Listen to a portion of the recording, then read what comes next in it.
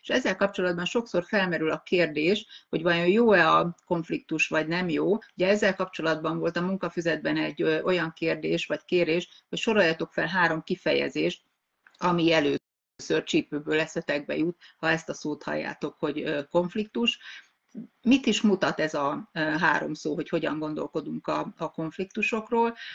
Ugye, ha általában negatív kifejezéseket írtál be a munkafüzetbe, ilyesmi jut eszedbe, hogy nehézség, feszültség, stressz, agresszió, akkor nagy esélye van annak, hogyha egy konfliktus helyzetbe belekerülsz, akkor ezek a negatív sémák indulnak be, és az is lehet, hogy félénkebb leszel, vagy bizonytalanabb egy konfliktus helyzetben, de az is lehet, hogy legjobb védekezés a támadás módszerével igyekszel inkább elé menni a másik fél érvelésének, vagy egy vélt támadásának.